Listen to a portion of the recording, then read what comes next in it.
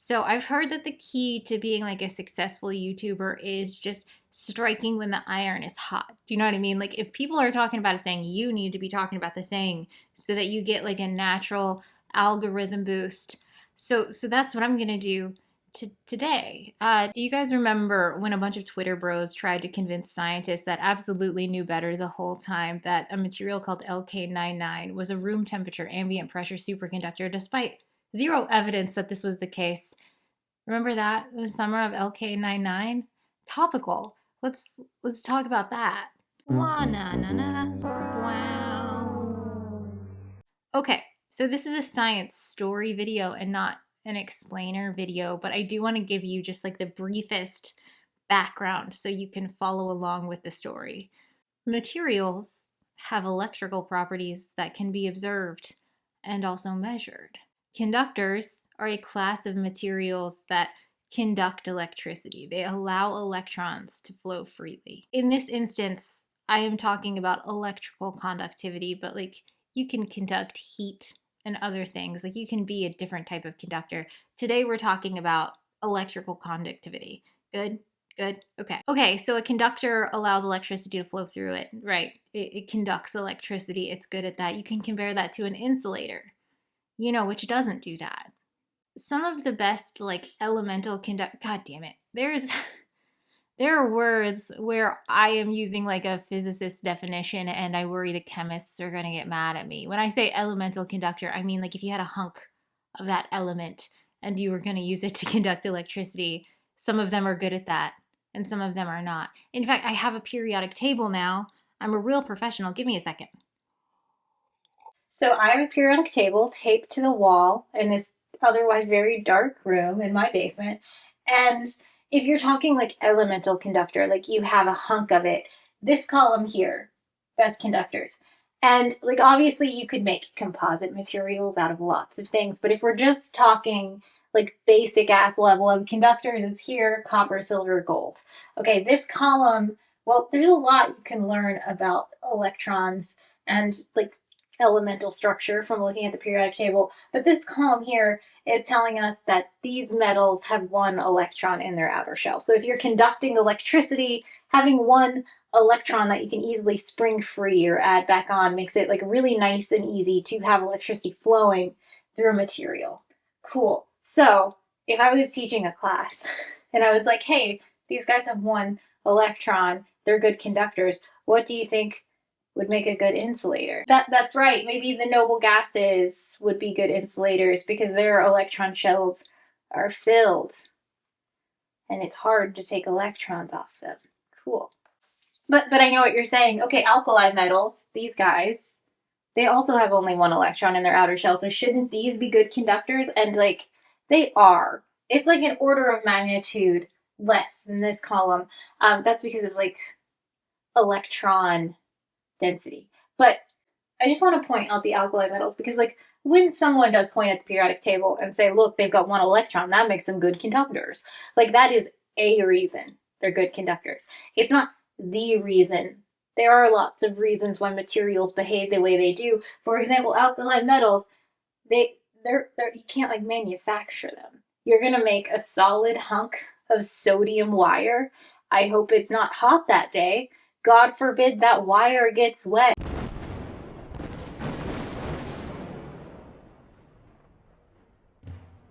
Or like rubidium. Like, yeah, you can get a hunk of rubidium, but it's gonna melt. You can't use it to make a conductor. Francium, the universe says you can't even have that one. You're not allowed to. It doesn't matter if you have $1 trillion. You can never hold francium in your hand. That's against the rules. So yeah, copper, silver, gold. Silver and gold are like rarer and more expensive and bendier. So like when we're usually doing electricity stuff for like home use, we have copper wires. Okay, I'm gonna sit back down now. Okay, we're so back. Why do you look like you're at an angle? Can you not? Like, imagine if this was like a person holding the camera. I'm just yelling. No, I'm not. Okay, so conductance is related to resistivity, which you might be more familiar with. Here's the equation. It's a volume property. It's related to like the material itself and then like the size and shape of whatever you want to be resistive. Cool. You see that conductivity is like an inverse of resistivity. So if a material is a good conductor, that means there's low resistance. The resistance to the flow of electricity is small, which means it's good at conducting. So when you see something be a good conductor, you should clock low resistance in the material. Cool, so that's a conductor. What's a superconductor? A superconductor is a material that's like super good at conducting. So superconductors can be classified according to different properties, but in a superconductor, resistance vanishes. There is no resistance to the flow of electricity. So superconductivity was first displayed in 1911 in a cryomercury experiment. When mercury is at 4 Kelvin, it displays the properties of superconductors. Zero resistance to electricity flow. And this is like a boom in research. Condensed matter theory, materials physics is one of the biggest fields of physics. People have been researching this for over 100 years. The theory to describe the effects we observe in superconductors is called BCS theory, and that came out in the 1950s-ish. Like I said, this is one of the biggest subfields of physics. It is a very interesting field of research, and people are doing lots of things all the time. Research is coming out all the time. So we classify superconductors through a couple different things. One of the things is their critical temperature. At what temperature does this material go from being like a regular conductor or regular metal to a superconductor? You can also look at how these superconductors behave around magnetic fields. Superconductors display something called the Meissner effect, where when they've reached that critical temperature and they are in their superconducting mode, they evacuate magnetic fields. So if you place them near a magnet, they will, well, the way it works is like they create like these little mini currents that counter the field exactly. They levitate. It's called the Meissner effect. The levitation is interesting, but really what we're seeing is the magnetic fields being evacuated from the material. So just because you see something levitating doesn't necessarily mean it's a superconductor. Like, this is not enough. Diamagnetism is a pretty common-ish property of materials. Ferromagnets can also behave in interesting ways around magnets. This is not enough to prove superconductor. This is like the demo. This is the demo you take to like elementary schools and stuff, but this is not data. People can just fake videos, you guys. It's not. So you could ask, why is this one of the biggest subfields of physics? Why do we want superconductors? And I'm always going to have like the most non-cynical answer to that question, which is like, if professional physicists are interested in researching something, we should let them, because we don't know what the results will be. Science is incremental, and like maybe they discover something, like, for example, MRI machines use superconducting wires. So without some guy farting around in his lab in 1911 being like, when you get this real cold, it doesn't have resistance, we wouldn't have MRI machines, which of course improve healthcare and lead to like medical discoveries. So why do we care about superconductors? Like, let them research it, let them figure it out. That's all I have to say. But like, also the properties of superconductors are beneficial in other fields of advanced research. Like, of course, superconductors generate these big magnetic fields, which is why they're used in MRIs, but that's also helpful in like quantum experiments, like atom traps or nuclear reactors. Like, you want to keep all of your ingredients in the smallest, tiniest little box. So when you start your runaway process, you have everything there together. To do that, you need these giant magnetic fields. So you use superconducting materials. With everything, I'm always like, well, research is for research, but there's also industrial applications. One of the issues with the industrial applications of superconductors is that they have to be real fucking cold. So right now, this is not my field of research, so I only know, I don't know any of the secrets of what the actual best superconductors are, but like right now in the public, the best superconductors operate at like 200 Kelvin, which I should have looked up. That's gonna be like negative 100 Fahrenheit. I don't want to get into units discourse. It's fine. Just convert. It doesn't matter what unit you use, except Rankine. Rankine is a stupid temperature scale. That's just dumb. But the best superconductors at this moment, meaning the ones that can operate at like regular-ish temperatures, work at about 200 Kelvin, which is still quite cold. You still have to have a whole refrigeration setup if you're going to use it. So industrial applications are limited with the associated cost of like keeping everything really cold. If you're just making some ordinary electrical setup in a building, you could just use copper and deal with the loss due to heat and just deal with it, because like copper is pretty good. Or you could get a superconducting wire and keep everything so cold and spend hundreds of thousands of dollars a month on cooling. Do you know what I mean? Like at this moment, industrial applications are limited, which is why people want a room temperature superconductor. Because if you have the thing that does the thing at a room temperature and you don't have to cool it, well, then now you're in business. Now you can use it for those everyday uses. So that's why room temperature superconductor is like instant Nobel Prize. And I've spent this whole video, and I will continue to say room temperature. When I say room temperature, I mean room temperature and also ambient pressure. You can get a room temperature superconductor if you also have it under high pressure. But what you want, if you want to use it in everyday applications, is room temperature and also ambient pressure. But like PV equals nRT, like pressure and temperature are related. So I will be saying room temperature. I want you to remember room temperature plus ambient pressure. Got it. Great. So that's the background. That's all you need to know. Let's talk about LK99. So Saturday, July 22nd, 2023, a paper appeared on the archive. The first room temperature ambient pressure superconductor by authors Lee, Kim, and Kwan. It's on the archive. They have a material they've been working on since 1999. LK99, LK for the authors, 99 for the year with which I started working on it. The evidence they have is this.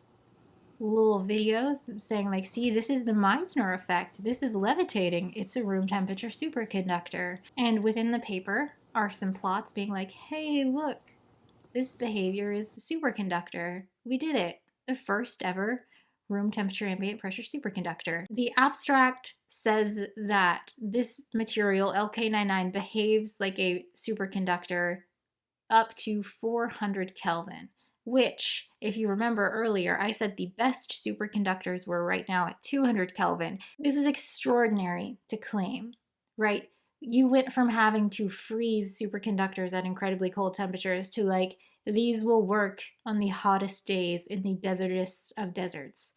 That's extraordinary. That's shocking. And then 2 days later, July 25th, 2023, Alex Kaplan, who has an undergraduate degree from the physics department at Princeton University and, should have known better, tweeted this. Today might have been the biggest physics discovery of my lifetime. I don't think people fully grasp the implications of the ambient temperature pressure superconductor. Here's how it could totally change our lives. 1 billion kilowatt of electricity are wasted on transmission losses each year in the US alone. That's equivalent to 3 of our largest nuclear reactors running 24/7. Superconductivity enables lossless electricity transmission at high voltages and currents. According to the authors, the LK99 material can be prepared in about 34 hours with extremely basic lab equipment, a mortar and pestle, basic vacuum, and furnace. These results could replicate within days or weeks. 3. Nuclear fusion reactors rely on superconductors for plasma confinement. Modern designs use RBCO, YBCO superconductors cooled with liquid helium, creating a huge temperature gradient and challenging operation. Ambient superconductors enable a whole host of new reactor designs.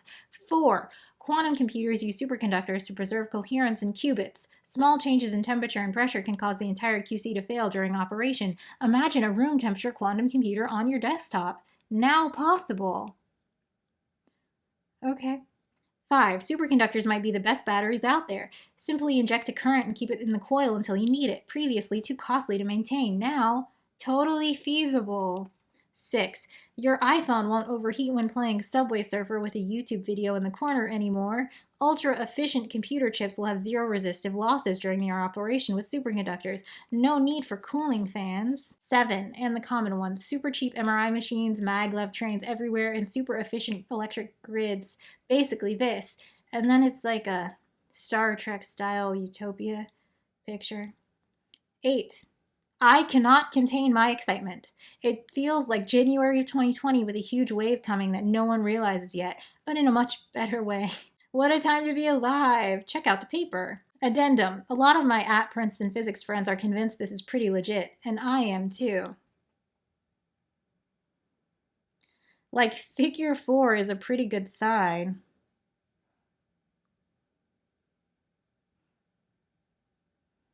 and was nowhere to be found in the previous Diaz et al. Fiasco. Hopes are up. So the Diaz et al. Fiasco was in 2020. A guy got a paper published in Nature saying he had a room temperature superconductor, and like people were immediately like, hey, this is fake. This is obviously fake. We can't reproduce this in any way, and it got retracted. That was much bigger in the physics community because it was like, you know, actually published.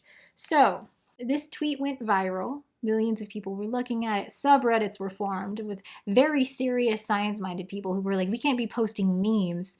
This is serious science. There's talk of like, don't get your hopes up. Science is so slow, which is funny because we're in the future. So this was like hype from Twitter bros.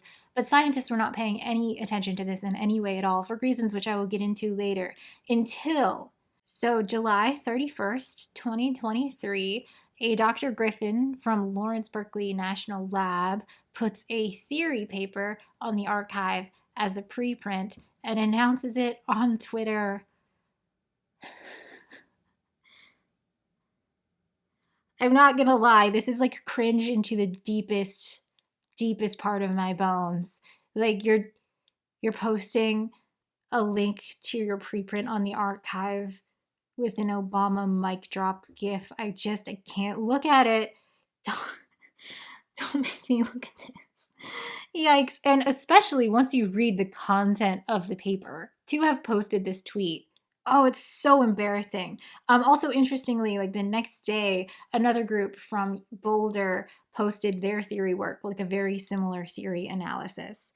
These papers do not say, oh, look, LK99 might be a superconductor. If you read these theoretical analyses of models of LK99 as described in the original preprint that was posted July 23rd, what these two papers say are like, well, there is something interesting. Something could possibly be there, which is how science works, right? Usually people don't write papers like, I agree it could be a superconductor, because you don't have enough evidence to claim that. So when you write a paper, you're like, I did a theoretical analysis and I saw this, which could be an interesting feature. Maybe.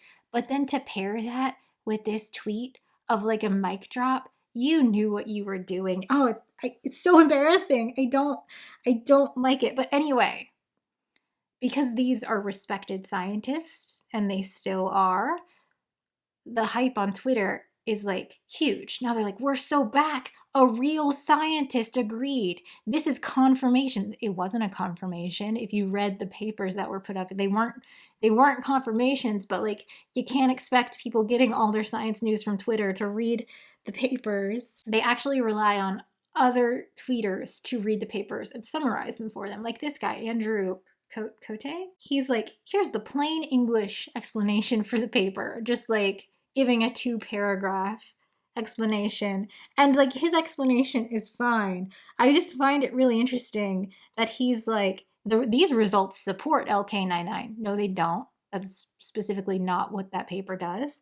And he even says it. He says, lastly, these interesting conduction pathways only form when the copper atom percolates into the less likely location in the crystal lattice, or the higher energy binding site. This means the material would be difficult to synthesize since only a small fraction of crystal gets its copper in just the right location. So LK99, that paper is like, this thing is so easy to make, it's so easy to manufacture, and as soon as you make it 34 hours later, it's amazing and brilliant and works as a superconductor. And these theory papers say, well, there is an interesting property of this material that's like really not likely to happen in large samples, so it would be very, very, very hard to make as like an industrial manufacturing scale. Those aren't the same thing. He says these theory results support the LK99 work, and then he directly contradicts himself with what the paper actually says. These don't support LK99. I really like the way this Reddit comment explains it, so I'm going to read it to you. He is exaggerating the significance of the theoretical papers. It's not like they simulated the material and concluded it was a superconductor. It's more like if a biologist had published a photo of a dragon and wrote a paper claiming he had seen it breathe fire. Then someone wrote a response paper saying, I have no idea if this photo shows a dragon or if dragons can even exist, but the proportions of the limbs look pretty much right for a flying animal, and there's a weird pouch under its neck that could maybe be involved with breathing fire. The theoretical results just mean the initial claim isn't completely preposterous, not that it's actually valid. And again, if you read the papers, it's obvious that that's what they actually say. When you saw people at the time talking about this story, they would say like, oh, the initial results referring to these two theory papers proved that it was a real superconductor. And no, not in any way at all. These papers say, hey, it's not crazy that something interesting could be happening. And that's it. That's all. It's just like, in my opinion, these two theory papers are like inching towards grifting. In my opinion, these two papers were written maybe in some sort of attempt to bolster their tenure profile and be like, look at all the media attention I get. Look at all the press I get. Because in my opinion, you are intentionally misrepresenting your results in order to feed this hype train and get attention. And it's very funny to me that two separate groups of respected scientists decided to do this at exactly the same time. That's funny, but it's not good. It's not good that they did that. And of course, you know, scientists must respond to this. Like, these are real groups making real claims that, okay, you have to look at it now. August 8th, 2023, when LK99 is thoroughly 100% debunked by like 4 different groups. Here's a tweet where someone was like, here's the paper in my Google Drive, and then they put it on the archive later. These are the papers that would, of course, get published with the actual results, and it's thoroughly debunked. First, it also wasn't published. It was placed on the archive. It was not submitted to a journal. This was never a published paper. Placed on the archive July 23rd, 2023, thoroughly debunked in every single aspect by August 8th, 2023, a little over 2 weeks. Fantastic claim, hilarious, very specific point-by-point debunk 2 weeks later. Crazy. What a crazy time. It's so over. I didn't really talk about what the context of the LK99 paper was because there was nothing there. But when I describe the debunk to you, you will learn a little more about what the LK99 group thought they were doing and why they had no idea. So first, let's talk about the Meissner effect. So the LK99 group posted videos like this, which like people got really excited about, I guess. But like, have you ever seen a superconductor? Like a demo displaying the Meissner effect? Those look like this. This is a very lackadaisical levitation. Would you call this levitating? This looks like, do you know that Chris Angel mind freak guy where he would like stand on the heel and be like, no, if you stand directly right here, it looks like I'm levitating. I'm doing that. That's what this is. This is such a big fucking magnet. If this material they had was in any way a superconductor, this thing would be like inches above it. This is a huge magnet. This is obviously not a superconductor. This is obviously not the Meissner effect. This doesn't even look impressive. This is like a child playing with like that little toy, like with paper clips on a magnet. Who fell for this? Not scientists. There was a scientist, let me read his name, Derek Van Gennep. I'm so sorry, Derek Van Gennep.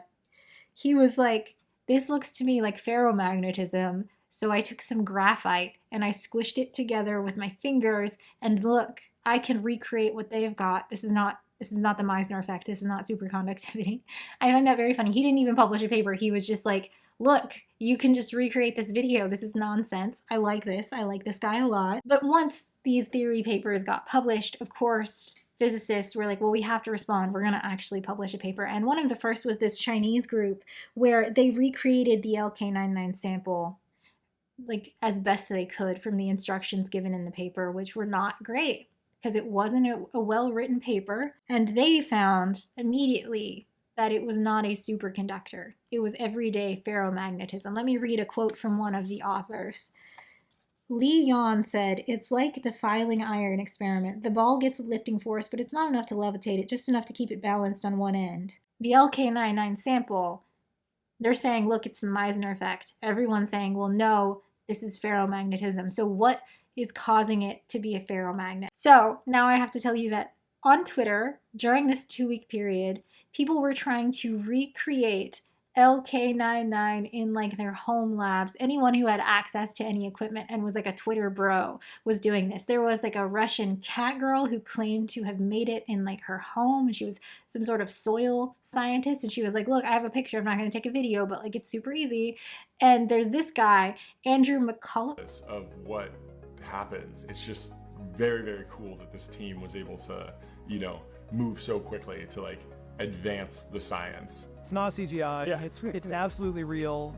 So it's either something novel or some sort of anomalous magnetic behavior that we haven't really seen before. And there's this guy, Andrew McCullough, and he was like live streaming his recreation on Twitch. And he was following the instructions, which were not very well laid out, because you guys, they had been working on this for 25 years and they couldn't make the samples. Okay, but anyway, Andrew McCullough, he's the first person I think in America, because like the scientists didn't take this seriously for like the first week, right? But the Twitter bros were. So he recreated the sample, and then it was taken to USC and they did X-ray spectrography on it, and they found like a bunch of iron in it. McCullough called this Meissner effect or bust. He was going to recreate it, and it's like a huge bust. Like the way they made the material means it had a bunch of iron impurities in it, and if a metal has iron in it, it is a ferromagnet, and it will do this. This has nothing to do with the Meissner effect. No. No.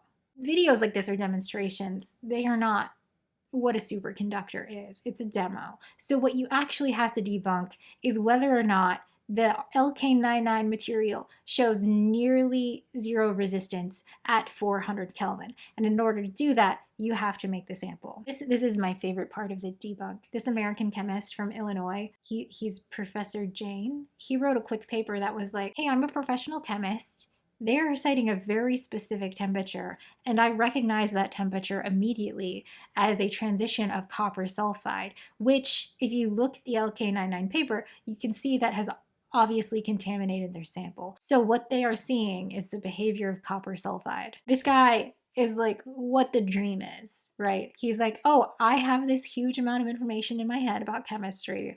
I see what you're trying to do. I can clock that immediately as you have copper sulfide in your sample, and it is causing exactly what we expect copper sulfide to do, which is behave like a pretty good conductor. And this is because the LK99 group had an unbalanced chemical equation when they were trying to make this material. For every one LK99 they made 17 copper and 5 sulfur. Their sample of LK99 was mostly copper sulfide, and copper sulfide is a conductor, and the temperature they're claiming to observe is associated with copper sulfide.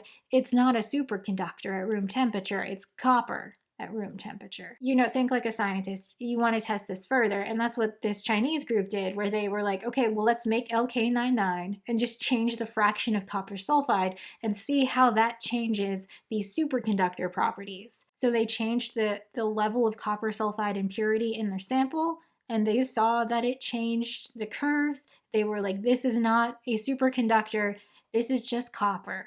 It behaves like copper sulfide. And then this German group was like, that makes sense. Cool. If we were to, I don't know, make a pure sample of LK99 without any copper sulfide, and then we did the same measurement, we wouldn't see a conductor at all, right? Because you remove the thing doing the conducting, right?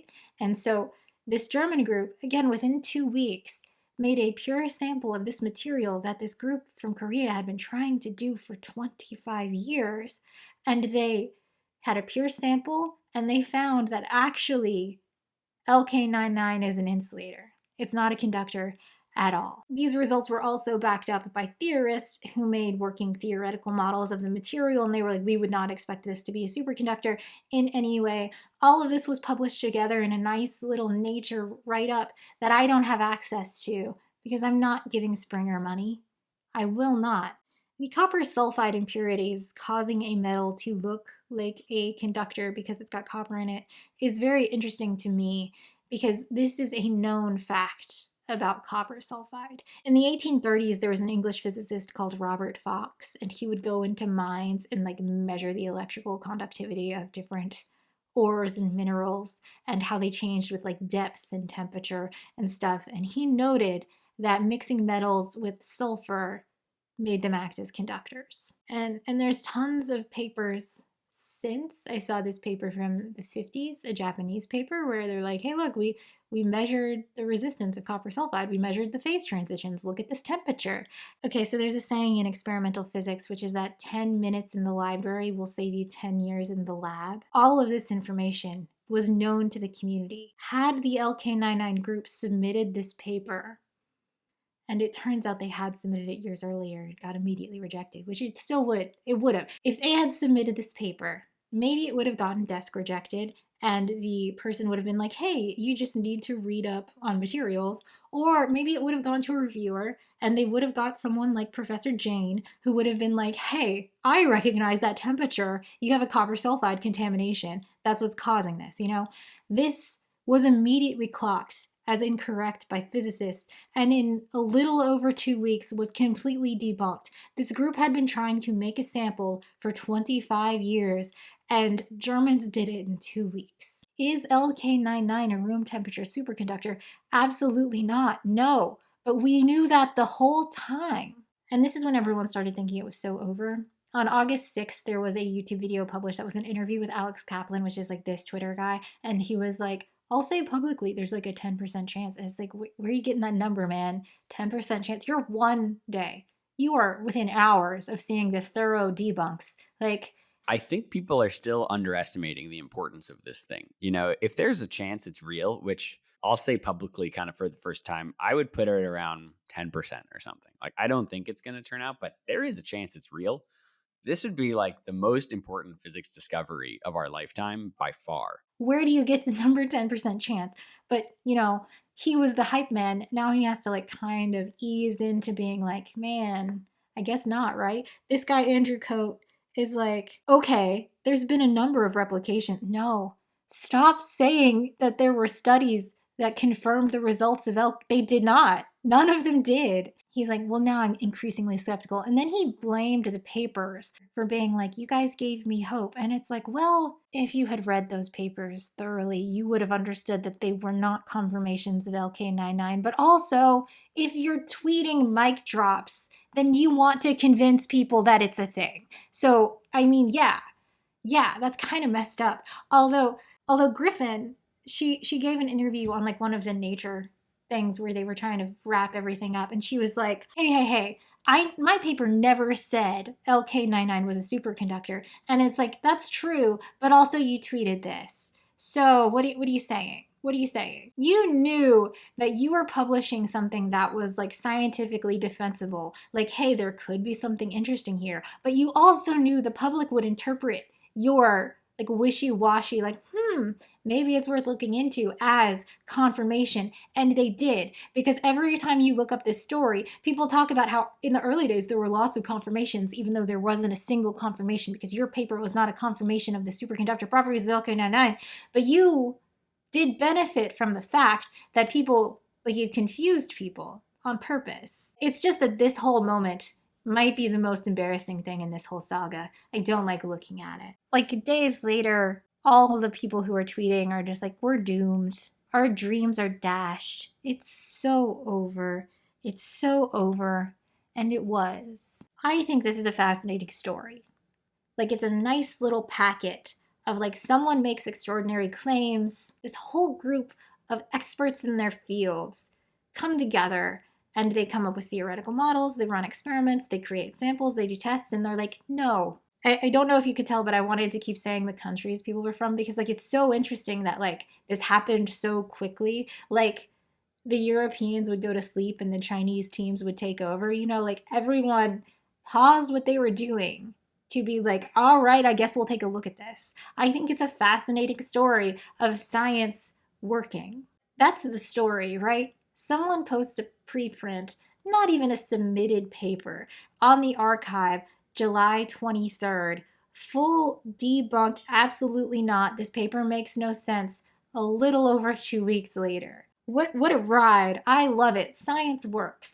And honestly, you could probably stop watching here if you want. That's the story. Like, scientists knew it was nothing the whole time, but people got so excited that they had to respond, and they did, and it only took them 2 weeks. Isn't that lovely? these people all across the world, these experts in their field with their brains full of like literature reviews, are able to look at the paper and immediately clock like, that's a weird temperature, that model doesn't make sense, why can't we just make a sample? 2 weeks, crazy, it's so cool, I love it, I love it. You can just solve problems like this, that's amazing. But if you want to keep going, I have more to say, because this story, it doesn't make any fucking sense, does it? I feel like everyone has forgotten LK99. Like, scientists, they knew it was nothing the whole time. But the Twitter hype got so big that they were like, I guess here, no, see?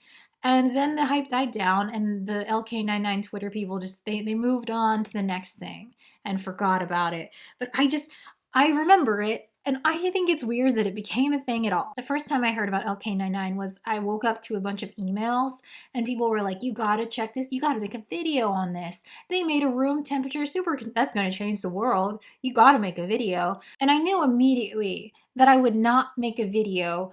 Well, I guess I am making a video, but about the event, not really the paper, about that paper, because as soon as you click on it, I mean, you can just see the title and know that this is not science.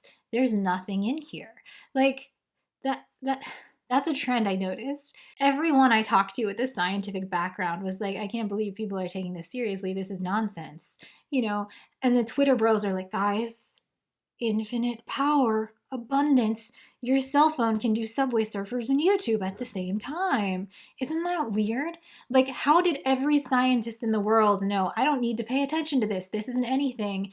And then everyday people without scientific experience had a completely different reaction. What's going on with scientific literacy? It's just that this is a weird thing that has happened. It is weird that the biggest science event of the summer was so exciting and so interesting, except to scientists who knew it was garbage crap the whole time. Like, that's weird. It's weird, right?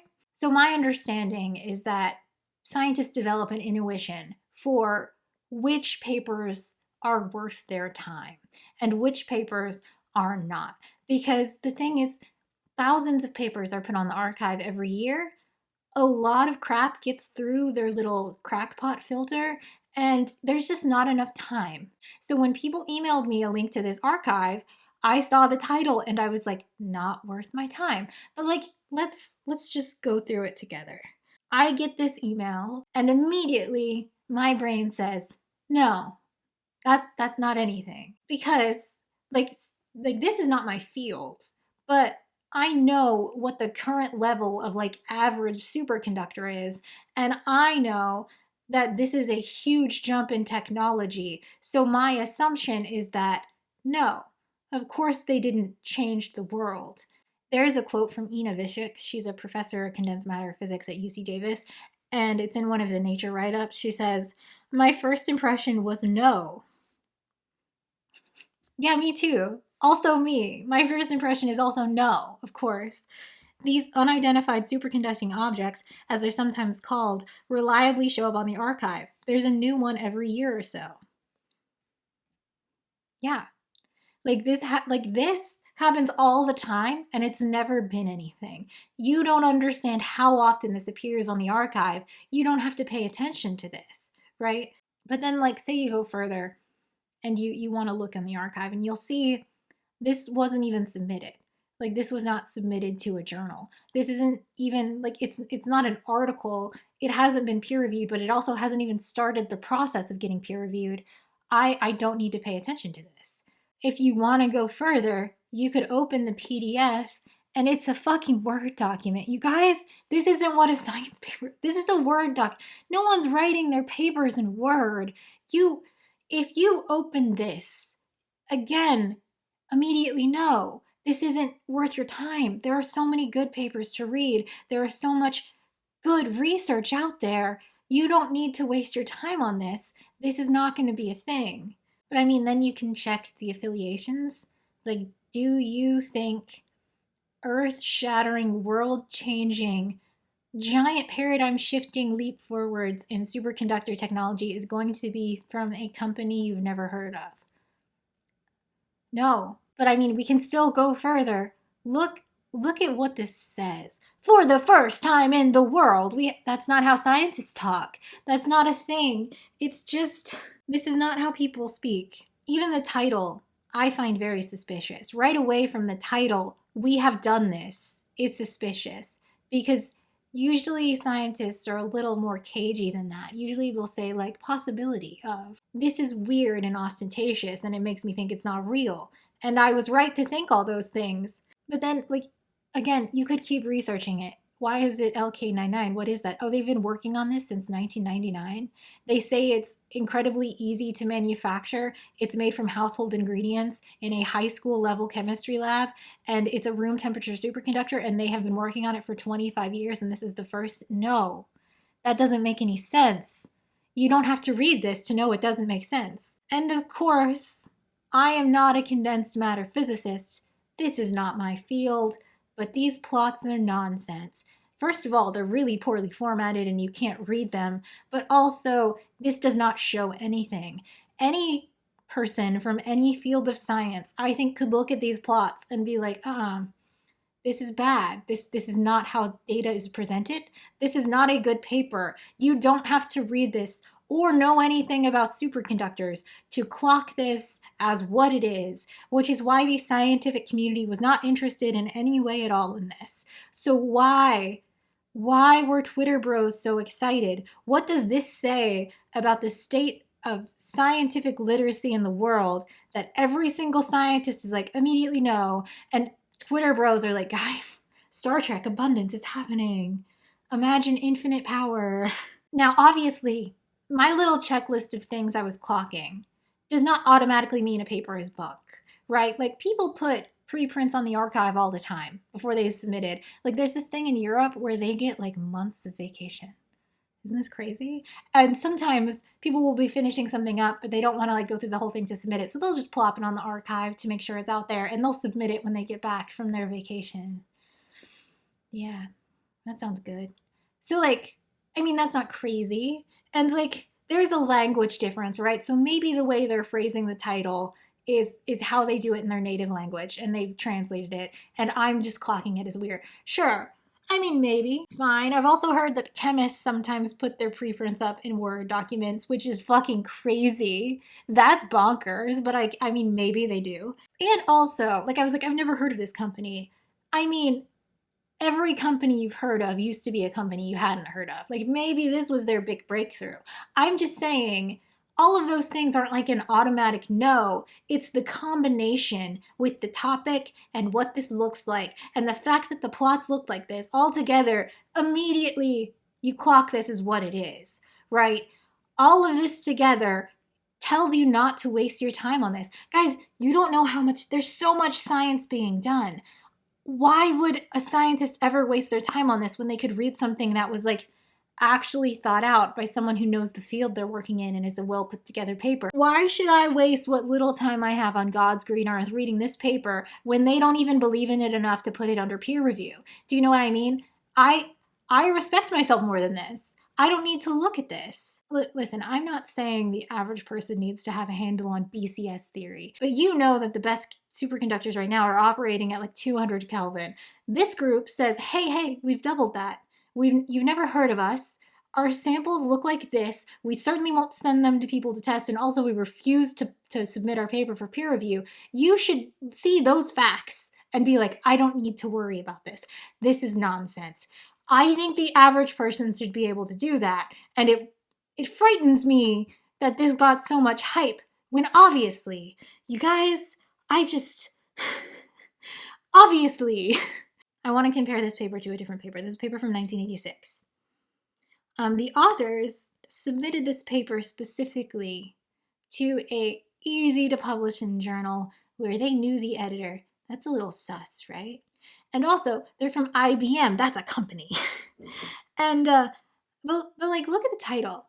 Possible high T superconductor. Compare that to, for the first time in the world, we have done the impossible. But like, look at the plots. Look at this paper. This is a nice paper. They're saying, hey, it's possible we have a high temperature superconductor. Listen, we haven't seen the Meissner effect. These are early results, but like, look at it. This paper blew up the world. This paper was published in Germany, and they're like, hey, possibly we have a new idea in superconductors, right? 8 weeks later, groups in Japan and the US had recreated the results. This was an explosion in superconductor research. This paper came out in 1986. These guys won the Nobel Prize in 1987. That's a hell of a turnaround. I think that's still the record. Okay, this is what an actual paper looks like. See the difference? Twitter is like, these are the same things. And it seems obvious to me. Like seeing this, someone emailing me this and be like, this is the biggest news of your lifetime. I can immediately clock it for what it is. I have like a little ticker in my brain and I'm like, oh, I see all these things. I don't need to read this. Of course, I could be wrong.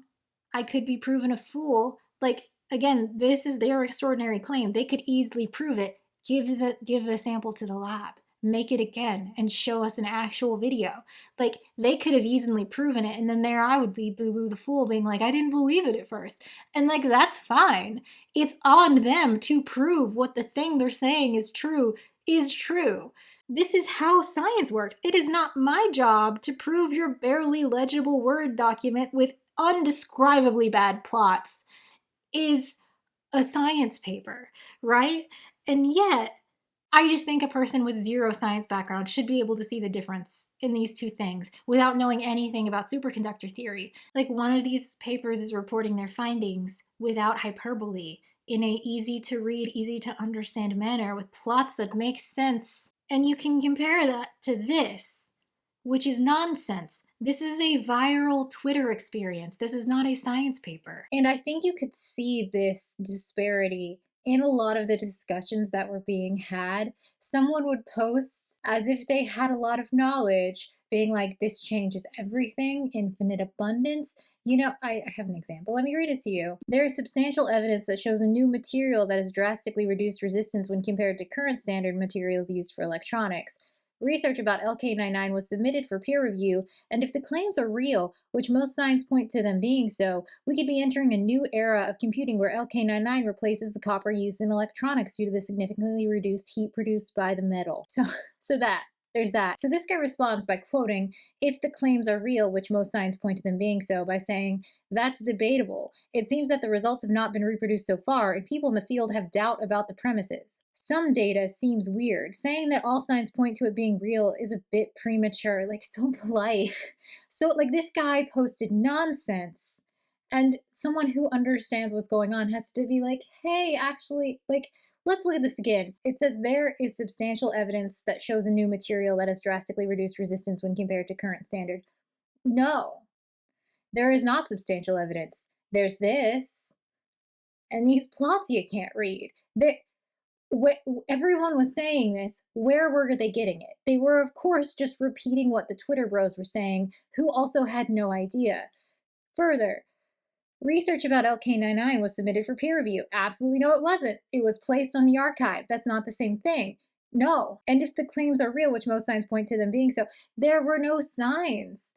The claims were incredibly ambitious, and every single scientist clocked it immediately as no. And yet, people feel very confident being like, scientists, their reports, they're saying, is like, no, they're not. They're absolutely not. They go on to say, or we've all been fooled, and a group of highly skilled scientists are trying to fool us into thinking they have something they don't. First of all, you've been fooled. The scientific community was not fooled. I wouldn't call this a group of highly skilled scientists. They can't even make a plot, okay? The disparity between what is happening and how Twitter bros are responding, it's oceans apart. Nobody thought this was legit. Scientists were not excited. And yet, this was the story that was being told at the time. It's shocking. Some scientists gave these interviews after this whole debacle being like, well, a positive thing is that people got really invested in science. And I would say that maybe I'm just more cynical.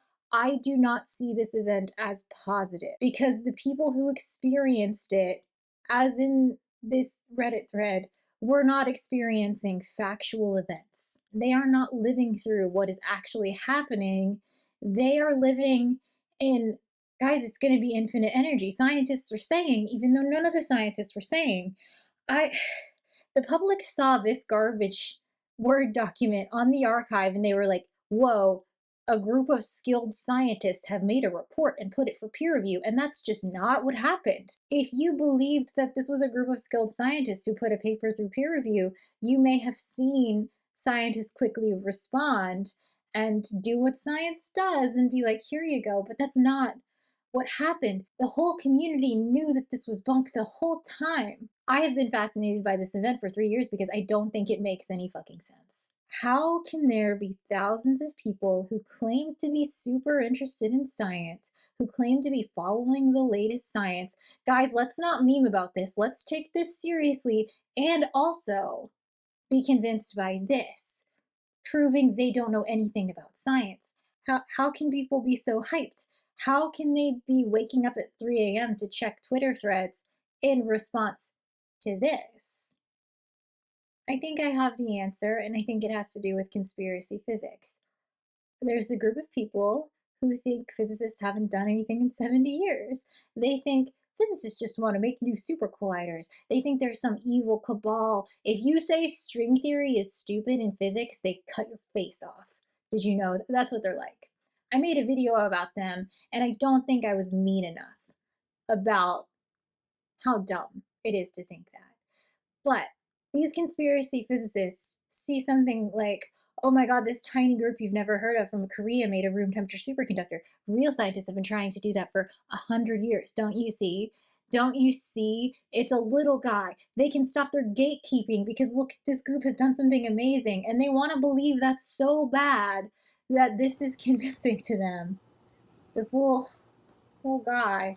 They're like, see? Alex Kaplan, the original tweeter in this saga, not in real life. He's quite young. He says this a lot in interviews. He'll be like, well, you know, the gatekeepers want to keep people out. And this whole thing just proves that, like, we should listen to everyone. Everyone's ideas are important. That's in theory what science is, right? Yeah. But like, you know, at least in this case, we have all these gatekeepers trying to keep people out from the conversation. But if you can prove it, you know, then your results speak for themselves. To me, the observer is that scientists decided, hey, this isn't worth investigating. This paper is nonsense.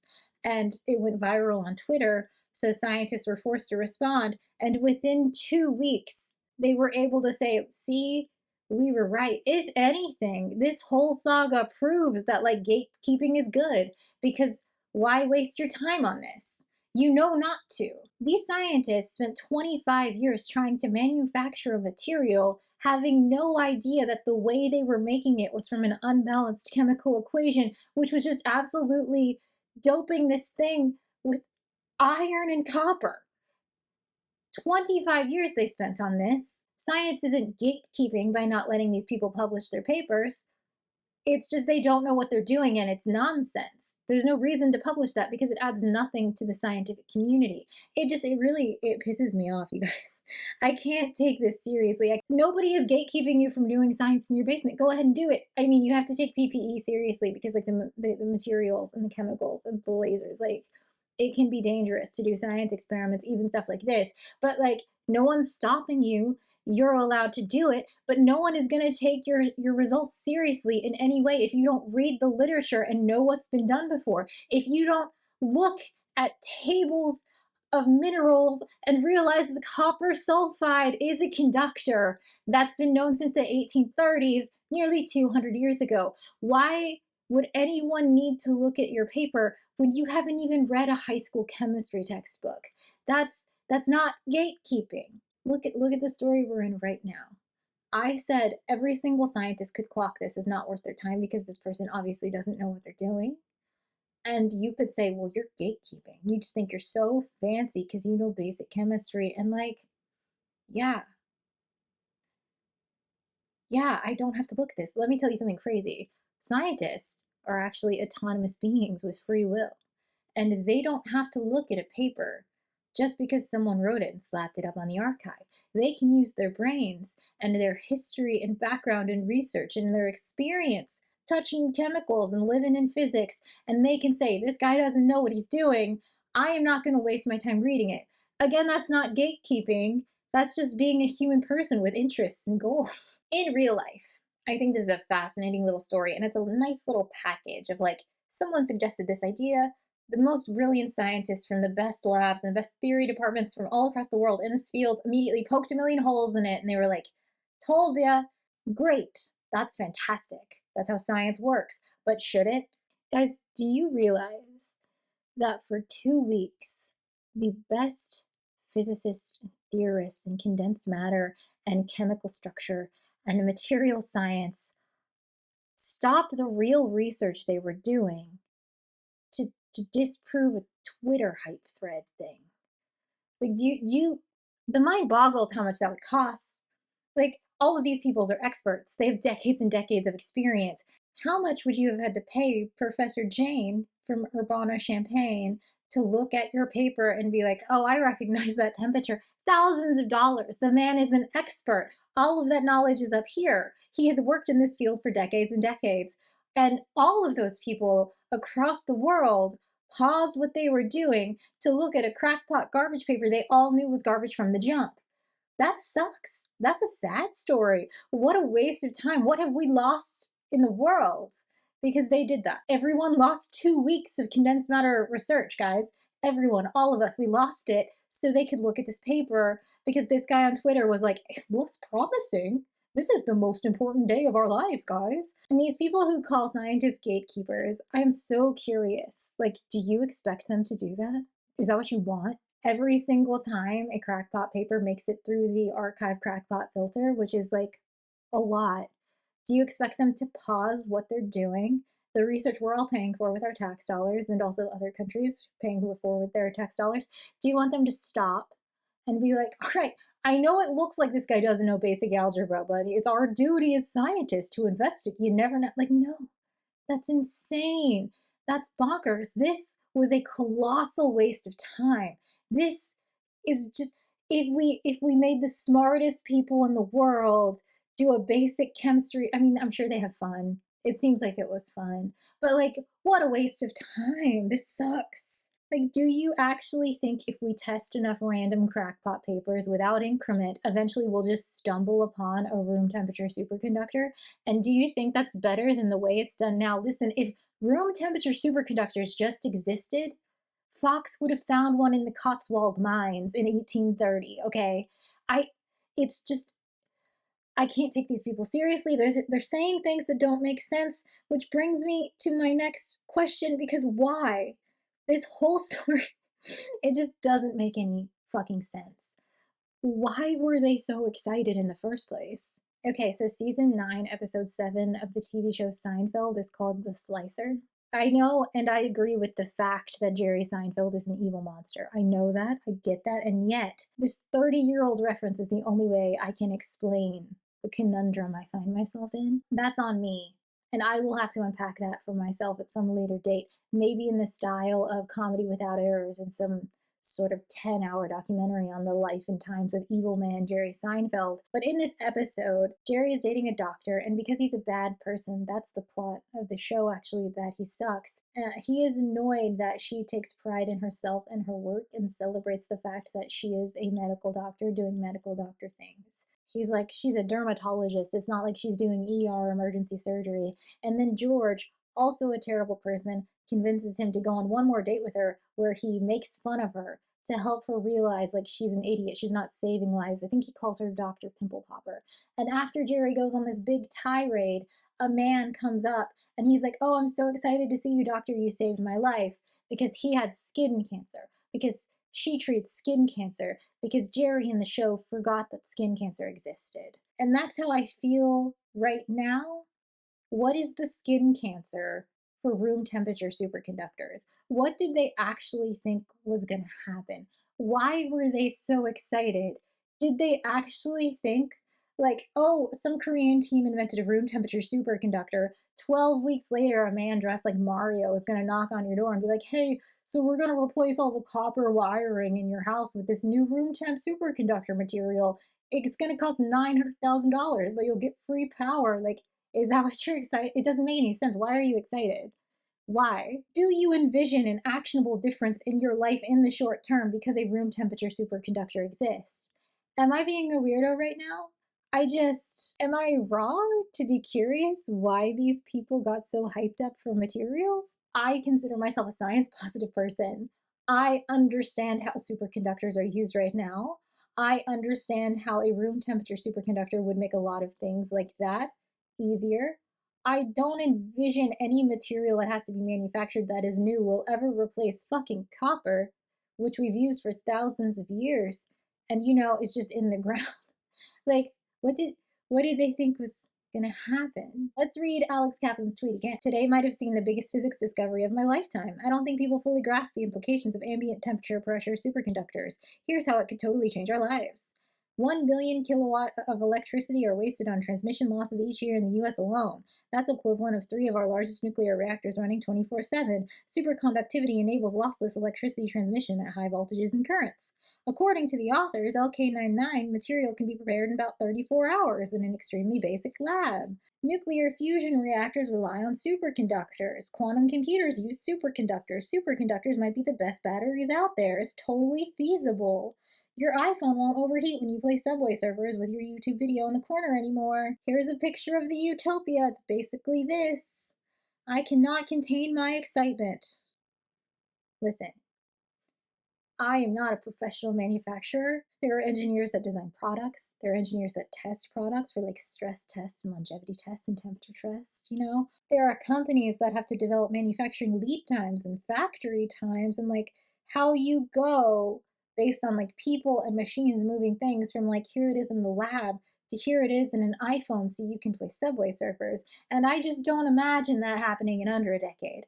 Am I ignorant of something? These people are literally like, guys, the Koreans made this, which means next year we all have maglev trains and AI is real because we have room temperature quantum computers on our desks. Like, that's nonsense. The words they are saying are total science fiction. It doesn't make sense. Why? Why were they excited about this? Did they believe that? Did they believe it? And also, I live in the world. The government won't even let us have regular trains. You think they're suddenly going to build a bunch of magnet trains because it's physically possible? No, I don't think so. Do you think the power companies, which, burn the earth, are going to be like, oh, this is going to save our customers so much money. Can't wait to have lossless power. Surely we'll transfer some of that savings to the people paying. No. And again, in this instance, the paper they're so hyped about, this team has been working on this material for 25 years and they're like, it's so easy to manufacture. It's crazy. It's going to change everything. And it's like, is it? Because why is it taking you 25 years? That doesn't make sense. It's just, this doesn't make sense to be excited about. It's like advertising that you are a mark for scams. When you say things like, guys, infinite power is happening, I don't get it. People are posting memes like this and they're like excited. Like, guys, climate change is so over because we have LK99 and renewable. Have you been following the evolution of renewable technology and battery technology in the last 20 years? Like we have infinite power. We could get rid of our reliance on coal plants today if the government would make that happen. If you are excited about LK99, I would ask, do you have solar panels in your home? Because people with solar panels are paying like $8 a month for AC. We already have this. Are you as excited about solar power? I don't even know how to phrase this question because it does make me feel like a crazy person. Why are you excited? Like, what about this gives you this? How are you envisioning that transition that makes you the most excited you've ever been, Alex Kaplan? Explain to me. Explain it. Explain this to me. How do you go from this to this? I don't get it. If you remember, I showed you that 1986 paper that won the two guys the Nobel Prize in Physics. From their Nobel speech, I would love to read to you. Since the publication on the existence of this new class of materials, the interest and work have far exceeded the expectations of the laureates, whose aim was to primarily show that oxides could do better in superconductivity than metals and alloys. Due to this frenzy, progress on the experimental side has been rapid and is expected to continue. This will also assist in finding new compounds with TCs reaching at least 130 Kelvin. Quantitative theoretical models are expected in the not-too-distant future First, perhaps phenomenological ones. On this rapidly growing tree of research, separate branches are becoming strong, such as glassy aspects, growth techniques for single crystals, epitaxial films, and preparation of ceramics, the latter two being of crucial importance for applications. The former will dominate the small current microelectronics field, while the latter will have to be mastered in the large current field. Here, the hopes are for energy transport in large magnetic field applications, for example, in beam bending and accelerators and plasma containment in fusion. See, that, I feel, is a very realistic, short-term excitement about giant scientific breakthroughs. What they just said would be very similar. Like, all of that did happen. But I mean, once you have a room temperature superconductor, you get to do it all again. It's very exciting. This is the short-term excitement, and I'm excited about that. I'm excited about, oh, look at all the new science coming out. Oh, look at how they're going to change how they grow crystals. All of that's very exciting. All of that is not infinite abundance, Star Trek, Kardashev. Guys, get it? Like, where are they getting this? And do they believe that? Science is incremental, actually. You have a room temperature superconductor, you would have a boom of interest in scientists studying it. I bet there would be a bunch of grant money put towards it in the short term. They would probably be studying its properties, trying to improve how it acts with like high voltages, because also there's a whole lot of science information I am not telling you just because I don't, this is already a very long video, but room temperature superconductors cannot just be like put in your cell phone circuit. That's not, you would have to you get it. I'm sure there are different videos going into detail on that. But there would be really short-term improvements in like MRI technology and nuclear reactor technology, right? I imagine if room temperature superconductors existed, MRI machines would be cheaper because you wouldn't have to cool them. Do you know what I mean? So maybe more people could get MRIs, and maybe more people getting MRIs would lead to like breakthroughs in medicine. And someone 30 years from now doing this job could make a video that was like, hey guys, you can trace this cure for pediatric brain tumors all the way back to room temperature superconductors, right? I believe that that's the type of thing that would happen. And I'm excited about that, but that doesn't make me get up at 3 a.m. to check Twitter feeds. You know? Am I just a buzzkill?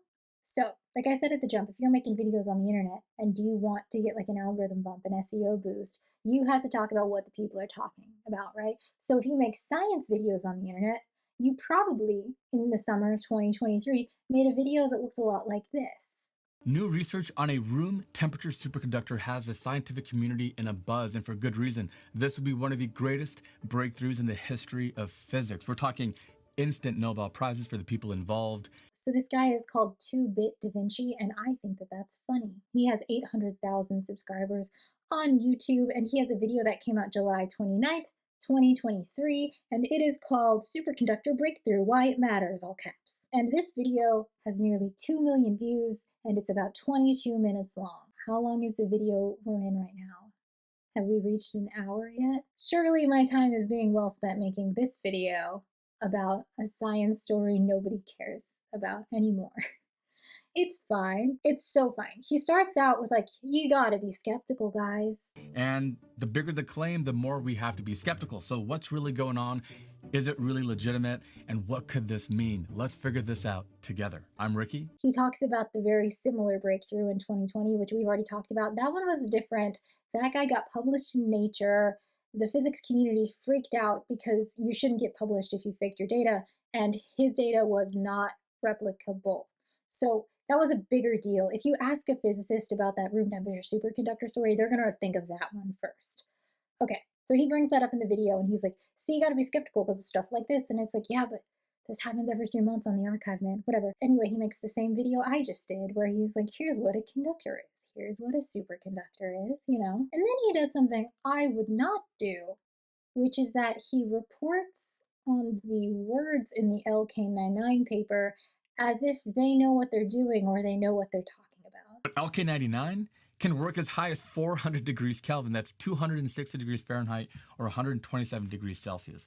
One thing I found interesting about this paper is that it explains superconductivity in a different way, yet it still works for other superconductors. To me, when you do that, when you present a paper like this as if it is truth, it makes it seem like you were fooled by it and you didn't immediately clock it as nonsense. Do you believe what is written in this paper? Because I feel like it's worrisome that you do science communication if you saw this and you were like, wow, they're going to completely upend superconductor theory. That's not great. Then about 11 minutes in, he says this. I honestly think this will spark a new wave of research, and before long, we'll have tens, if not hundreds, of new ambient superconductors for all sorts of applications. And then he goes on to just talk about the plots, not mentioning that they're awful plots. As if also he didn't just say, guys, the world is going to be completely different in 4 months because of this paper. And then I think what's really funny about this video is around 15 minutes in, he plays the footage of the little magnet thing bouncing around, and he doesn't seem convinced. He's like, I'll let you be the judge. And you can see that there is definitely something pushing up. But is it floating? I'll let you be the judge of that. And it's like, okay, but 4 minutes ago you said the world would completely change, and then you see this and you're like, I don't know about that. So which is it? What is like this like this video is like, you gotta be skeptical. I believe this will change everything. They're gonna upend superconductor theory. And then it's like, but this magnet's not very convincing. And it's like, which is it, bro? Are you trying to educate, or are you just informing people of your opinions? What is this? And then he goes into the ingredients, which I think it's one of just the reasons people were so excited, which he also says in this video, is that the ingredients are easy to come by. According to the LK99 paper, it's easy to make in the lab, which is why a bunch of Twitter bros were able to do it. But the thing is like, that is not a reason to be excited, in my opinion. Like, yeah, if a room temperature superconductor was easy to make, that would be exciting. But from this paper, you know they've been working on this for 25 years. There's no way it's easier for them to make. They can't do it within a quarter of a century. Like to me, pointing out how easy the ingredients are to find points to it being fake rather than a reason to be excited. Do you know what I mean? And then he says something which is very similar to all the Reddit threads. Things we just don't know yet. But if these guys' claims are legit, which they seem to be, we'll know very soon. Sir, what makes you think they seem to be legit? This video is July 29th, 7 days before the full 9 days. 9 days before the full debunk. I am asking you, as a professional science communicator, what you saw in this paper that made you think it was legit. Who says that? Are you talking about these theory papers that came out? Because if you read those, you would see that those did not confirm in any way that this was a room temperature superconductor. So why are you saying that? Where did people get this? Everyone was like, you guys, there's replications already. Everyone's excited. No one was excited. I don't understand. And then he goes back to doing the video we're in now, where he's like, trains and MRIs and nuclear reactors, Almost like he read Alex Kaplan's tweets. This is one of the most exciting papers I've read in recent memory. Are you being for real, dude? Is this the only physics paper you've read recently? This is one of the most exciting. That is a damning statement to make. That is shocking that someone would say that after reading this paper. And this is kind of the issue with science communication at the moment. For me, personally, in my opinion. Like, you watch this video, he's like, you gotta be skeptical, but this is fucking amazing! Everything's gonna change in 4 months. This is the most exciting paper I've ever seen. And it's like, which is it? What do you mean? Are you intending to educate or inform? Because if you were educated on this topic, you would have clocked this as nonsense immediately. Or are you making a video to get an algorithm push because you know this is gonna give you like 2 million views? The people claiming to like educate and inform on the internet don't know anything more than the Twitter boys. That's bad, right? So this channel did a follow-up in November of 2025. He spends the first few minutes of this video trying to answer the question I'm trying to answer in this video right now. Why did this happen? We covered it and millions of you watched, but the scientific community came together and LK99 wasn't it. So why did LK99 go supernova viral? Well, never once in this video does he analyze his role in this. Like, sir, you're in a video right now that has 60,000 views saying, I wonder why this got so much hype. That was crazy, right? And in it, you reference the video you filmed years prior that has 2 million views where you're like, this is the most exciting physics paper I've ever read in my life. What a question. Yeah, come on, whoever did this, just confess. We promise we won't be mad. And then he goes through the debunk we just did together. Same video, it's so fine. And then he talks about how something exciting about AI is going to be how it changes material science. And he's referring to like actual scientific machine learning tools, not like garbage chat boxes. Like that's a real thing. I just think it's weird that never once does he claim a little responsibility for the incorrect hype. Like never once did he say, man, I probably shouldn't say this is the most exciting time ever to be in physics, and I totally believe that the world is going to change over the next 4 months because this paper exists. Like, he never says that. He's just like, well, that was weird, huh? What a weird time. The closest he gets. So that story was a bit of a bummer, to be honest. But as an engineer, I am an optimist, and I found that there are plenty of reasons to be excited. I remember how excited I was during this whole time. I had friends emailing me, telling me you're going to cover this in a video. It was one of those things that took the world by storm. The closest he gets to claiming any sort of responsibility is saying, I remember being very excited. And were you excited? That's my question. Like, were you tricked by this paper? Did you see this nonsense paper and be like, wow, they're going to upend superconductor theory? Or were you excited because you saw people talking about science and you were like doing the math on how many dollars 2 million views is? I've never gotten 2 million, I don't know. I know that the algorithm pushes hype. Like, people like videos where you're like, the world is changing, this is the best thing ever, way more than they like videos like this. This is a real bummer, right? But what are you adding to the world if this is your science communication? Briefly tricking people that the world is going to change, that a Korean group has made a room temperature superconductor, even though I'm sure you knew that this was garbage, which, if you didn't, that's a different conversation we could have. I'd like to highlight another pop science article. So this is on Vox. It's called Why a Room Temperature Conductor Would Be a Huge Deal by Dylan Matthews. Published August 7th, 2023. Cutting it real close to a full-on debunk. That's very funny. And there are just like a couple of things to highlight. It says, for the past several days, I've been frantically reloading Twitter accounts to try to learn as much as possible about LK99, the purported room temperature ambient pressure superconductor. This is maybe a week after I learned what a superconductor is or why it matters that it's at room temperature or ambient pressure.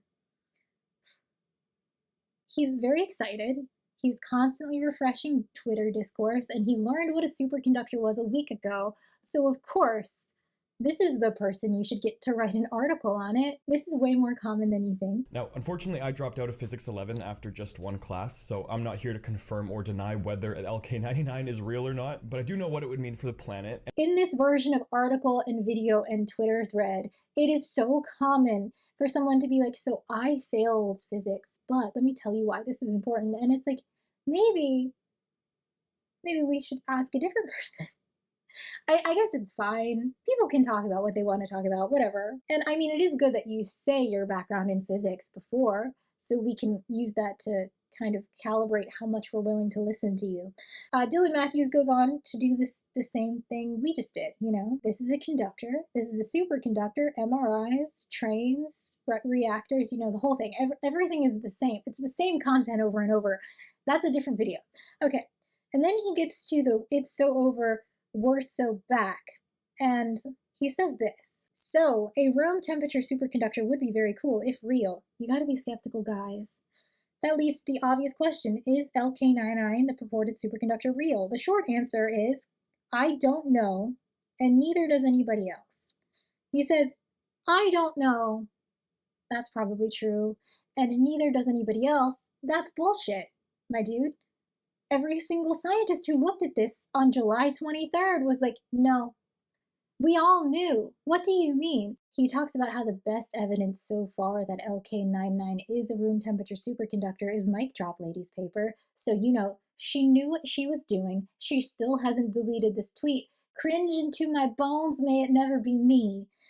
I really liked in this article a quote from a professor, Lilia Boeri, from Sapienza University of Rome. She says, I don't know why this report attracted so much attention. There are always periodic reports like this. This is completely strange, some kind of viral story. So, Dylan Matthews, a professional reporter and journalist, contacted an expert. She says, I don't know why this is getting so much attention. This is not a thing. And then he says in his own article, the short answer is, I don't know, and neither does anybody else. Bro, you asked an expert and she told you. What do you mean? You know for a fact somebody knows. Dr. Lilia Boeri from Rome told you. What? That quote from her is like 2 paragraphs above you saying, nobody knows, I guess. Bro, you typed that in. Presumably you used your fingers to type her saying, I know that it's not anything. What? I just think this Vox article is very interesting because is this journalism? Question mark. Is this science journalism? Dylan Matthews is a famous journalist. He started Vox Media in like 2014 with these people. He's since left, so he's got that going for him. And his first ever article on Vox was about a scientific research study which later turned out to be fraud. It was whether or not people would support gay marriage, and they were testing, well, they didn't do it. It was a scam. They said they were sending canvassers who were like supposed to play as obviously gay, and their results, it was a fake survey, no one did it, were that if the canvasser was obviously gay, the people were more likely to be pro-gay marriage. It was nonsense, it was garbage, it was bunk. And 13 months after he wrote that article, he published like an oopsie doodles. He was like, I should have caught this. It was immediately caught by a lot of people. I need to do better. And I quote, says this, but it should serve as a reminder, both to people like me who report on studies and to the readers we're trying to serve. Wait, is that a typo? Is there a typo in this article from 2014? It says, but it should serve as a reminder, both to people like me who report on studies and to the readers it's supposed to be we're trying to serve, that pinning your hopes on one study is a foolish proposition. To quote Dylan Matthews of Vox, pinning your hopes on one study is a foolish proposition. And nearly a decade later, a professional Italian physicist lady is like, dude, this is nothing. And Dylan Matthews publishes an article where he's like, nobody knows. This is exciting. What an exciting time to be in physics. Like, dude, how did you not learn this lesson? These people are not even learning from the public humiliations. Like, I know that they have to publish whatever. Like I said, the algorithm will reward you for having a positive story about physics hype, so you have to write it that way, so the Twitter bros will click. I get that. But aren't you a little embarrassed? Like, is this embarrassing? I would be embarrassed. I don't know. By the way, just for fun, if you go to Dylan Matthews' Substack right now, there is an article published in April of 2026. An article, an essay. What is Substack? I don't know what Substack is. Anyway, it's called The AI People Have Been Right a Lot. And it's another oopsie doodle where he is commenting on an article he wrote for Vox years ago, where he says, 11 years onward, it is extremely, extremely obvious that I was wrong. This man is constantly interviewing experts, ignoring them, publishing an article with his opinion, and then a decade later being like, man, I was really wrong. If you're going to ignore the expert, why even reference them in the article at all? How many oopsie doodles do you publish before you think, hey, maybe this is not the career for me? Like, I have not seen his oopsie doodle paper for the LK99 article, but surely it's coming on his Substack. How does Substack work? Are people like paying for it? Like, what is that? And also, is this journalism? Does this count as journalism? To ask an Italian physicist, like, what do you think? And she's like, no. And then you're like, nobody knows. Like, is that what science journalism, is that where we're at? Is that what we're doing? I would like to be fair and say that I do think it takes guts to publish like a retraction or an apology or like an I was wrong post. And Dylan Matthews, he does seem very comfortable with it because he does it a lot. I don't think this is the only thing. Like, yeah, a lot of online physics guys are actually just conspiracy theorists who don't understand physics. And there was a lot of hype from science journalists who were like, guys, be cautious, but it couldn't hurt to be excited. All of that combined lead to this viral moment. A moment where enough people are talking about this that because of the way algorithms work, everyone has to see it. That's not enough, right? Something smells fishy here. Something stinks. And it stinks of stonk. So I went on a website and it had an article titled Stonk Explained. And the definition of stonk is internet slang for stocks, used humorously to describe irrational bullish behavior, financial ignorance, or the absurdity of speculative markets, also used earnestly and without irony as a casual synonym for stocks or crypto assets. Listen, I'm old. I'm not on the internet. I mean, like, literally right now I am on the internet, but, like, I don't know what a stonk is. When I'm saying it stinks of stonk, I mean, like, that, that whole vibe. I'm saying that this LK99 thing feels like the GameStop thing.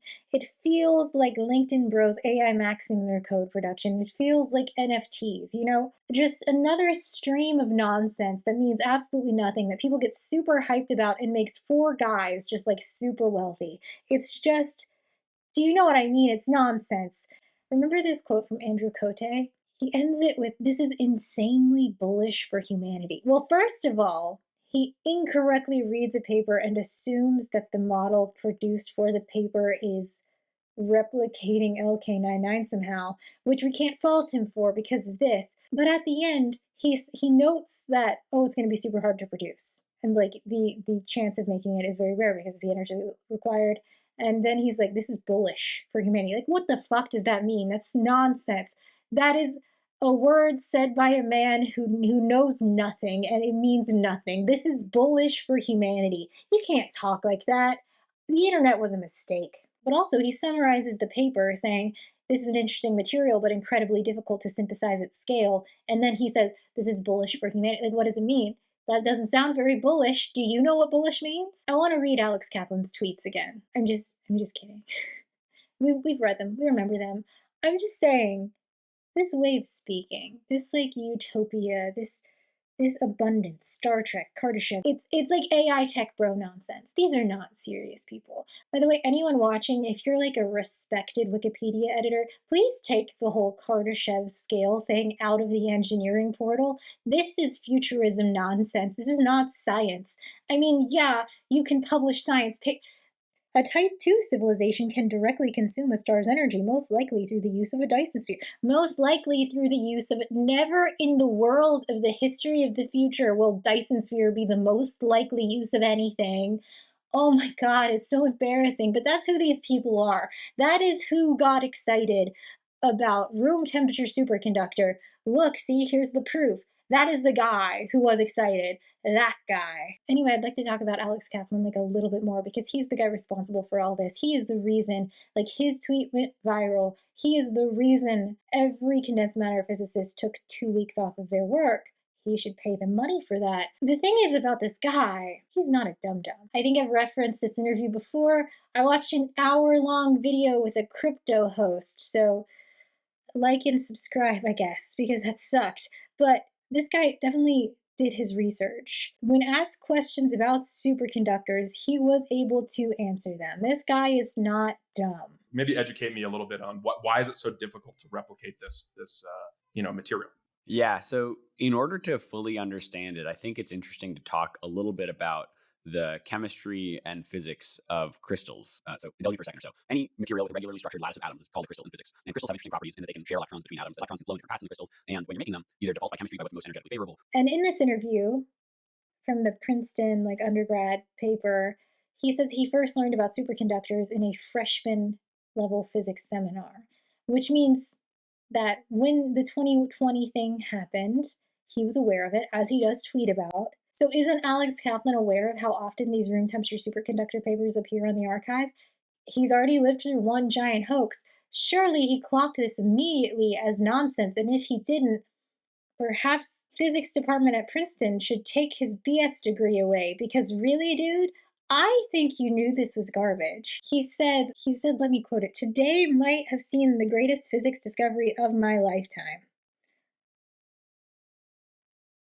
You know physics, Alex Kaplan. I saw you talking about it. So did you fall for this? Did you fall for this? It doesn't make sense. How did you get scammed by this? Hey, this is unrelated, but it's kind of fun. In July of 2023, which is like interesting because it's the same month the LK99 paper came out, Twitter started paying creators. Sometimes tens of thousands of dollars. So, is this a conspiracy theory? I think Alex Kaplan, a man who understands physics, had a financial interest in making a viral Twitter thread. In the interview, I think people are still underestimating the importance of this thing. You know, if there's a chance it's real, which I'll say publicly kind of for the first time, I would put it around 10% or something. Like, I don't think it's going to turn out, but there is a chance it's real. This would be like the most important physics discovery of our lifetime. thing where he's like, oh, I don't think it's probably 10%. Like, don't get too excited. But if it's real, holy shit. All the while, he's producing viral tweets that are putting money directly in his pocket. Here's a tweet from August 3rd, 6 days before Debunk. And he just posts a screenshot of the archive for superconductivity. And he's like, if you think we're talking about it on Twitter, you should see the archive. And it's like, bro, I know you know that there are hundreds of papers posted to the physics archive every month. What else do you think they're going to talk about? It's a very large subfield of physics, you know that. He got 3.8 million views for this one posted July 31st. We're so back, and that's after, oh, that reminds me. So Professor Dr. Mike Drop Lady posted this, and it got 6.2 million views. And is that why she hasn't deleted it? Because I hate looking at it. Reddit kind of calls it. There's someone posted one of the Andrew Cote tweets, and this comment says, in our physics, the sticky post on LK99 has the disclaimer, posting links to sensationalized or monetized Twitter threads here, including but not limited to Kaplan, Coat for Dawn, etc., will get you banned. Are folks getting paid for driving traffic to Twitter by pumping up bullshit? If so, it will make it a lot more difficult to trust anything from Twitter. Not that it was trustworthy in the first place, but this would make it so much worse. And in response, this guy nails it. I don't think Cote's motivation is anything more sinister than raising his follower count. It's just that hype about LK99 gets a lot more attention than negativity, so these science translators become hype men. And that's the same thing you're seeing with the SciComm people. You make money from views. You get more views if you basically lie about the odds of something being successful, which sucks. This sucks. I don't like that this is the reason. I know a lot of scientists are like, well, overall it's good. People were talking about science, and it's like, no. People were hyping up science so that they could get 6 million views and make $10,000. And people were responding and retweeting because if they get just 100,000 views, then they get $1,000. And people were responding and retweeting to those because if they get 1,000 views, they're going to get like $6. And that is no way to do science. It sucks so much. And you can see this go out into again, I'm just calling it GameStop stonk shit. I don't know what it is, this poly market bullshit. How are you betting on the odds that this is a room temperature superconductor? What does that even mean? Every single scientist would tell you no right away. How is there a betting market on this? And how was it ever at 70% positive? It makes no sense. This is stupid. It is stupid. It doesn't make sense. I'm sitting here like an asshole, worried how this event will affect SciComm and future generations of voters and how they understand how science funding is allotted. And these assholes don't give a shit. They will say whatever to make money. If it's NFTs, if it's stocks, if it's LK99, they have no values and no personal interests. This sucks. It sucks so bad. It's all just vibe hype garbage, you guys. Doesn't that suck? There is a version of this story where perhaps maybe I'm overanalyzing this, and maybe it's not that deep, and maybe people were just having fun. Maybe for one brief shining moment, some dude got to set an alarm for 3 a.m., Russia time, and scroll an update to see if the cat girl had recreated the picture or whatever. And he was just having fun. And should we just let people have fun? I mean, I don't understand how that's fun. I think real science is fun, actually. But maybe I'm kind of just being a bummer. I think it's wasteful that the world's greatest minds had to pause what they were doing to debunk kindergarten shit. I think that's net negative. I think that's bad. But I mean, maybe people just wanted to have a good time, and maybe I should just let them. I don't know. I don't understand why this is fun. Maybe if you're not doing conspiracy physics shit to make yourself feel smarter, or you're not pretending it's so exciting and so hype so you can get clicks and money, if you're just some dude, maybe it's kind of fun. I mean, there were some memes. Maybe I'm being a bummer. Oh shit, I can't end this video without mentioning the cult. The Cult of LK99. You guys, this story doesn't make any fucking sense. What did these people have to gain by putting this paper up on the archive when everyone can tell it's bullshit from miles away? This was never going to be an accepted journal article. They were never going to submit this. This is nonsense. Why was this published? I even told you this story. There were 2 versions of this paper submitted. The first paper was 3 authors, Lee, Kim, and Kwon, July 22nd, 2023. 2.5 hours later, a second paper with 6 authors, but no Kwon. Why did they take Kwon off? It turns out Kwon had left the group. There was a bunch of infighting, and he was like, they're never going to publish this shit. Which, I mean, he was right to think that because it's been 25 years, my dude. It's never happening. So he just went fucking rogue, and he put it up. And then they had to scramble. They had to respond, so they quickly threw together like a real paper, which admittedly looks a little bit better, but it's not a room temperature superconductor, my dudes. So there was infighting in the group. But why? The Twitter people, they were writing fan fiction about this story. All of this happened within 2 weeks. Are you guys remembering this? This guy, he wrote this giant thing about how Lee and Kim were grad students together, which is true, and they worked very closely with their Professor Troy, which is true, and Professor Troy had a kind of little wackadoo idea about condensed matter theory, which is also true. No one accepted it. It wasn't good. Also true. And in the fan fiction, Professor Troy is on his deathbed, and he's telling Lee and Kim, like, keep it secret, keep it safe, which in the fan fiction explains why they haven't done anything with it for 25 years. It's so stupid. It's so bunk. But there's got to be something there. Why have they been working on this for 25 years? How are they affording to hire people? Dude, the machines they're using that they say they use to make these plots are like $500,000 range. Like, is there a lab? Is there a lab somewhere that's letting them use the space? Like, I mean, it says they have a company.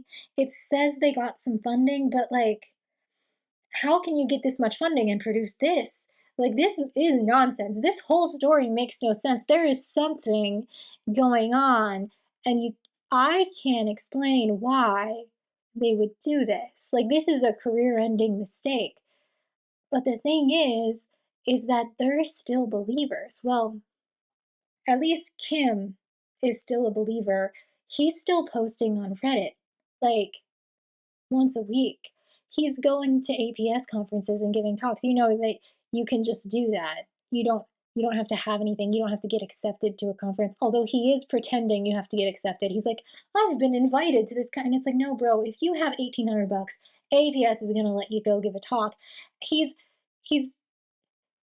paying vanity journals to publish book chapters with the same material, saying, oh no, this is a room temperature superconductor. And for a while on the subreddit, people were like, oh, we're so back.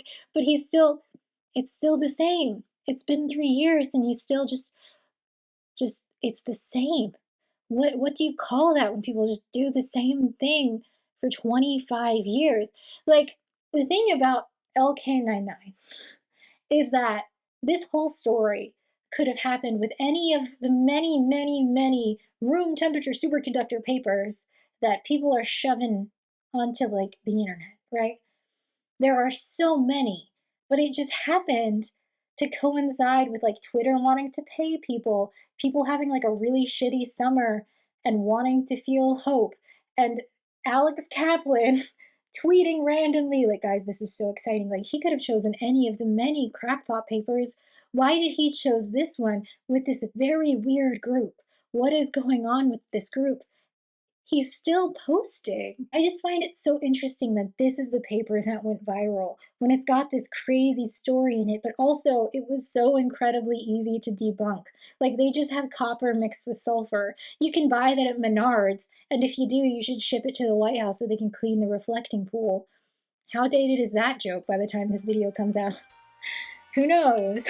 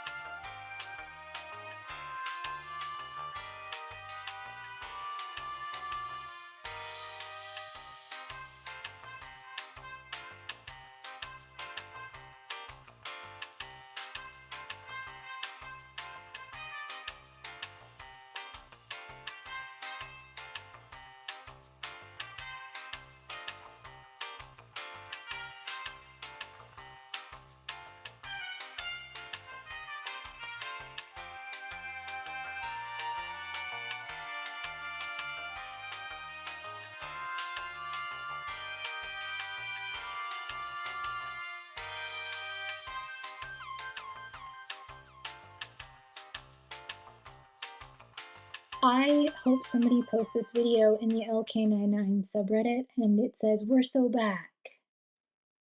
So I guess I could do it. I'm not going to do it. All right.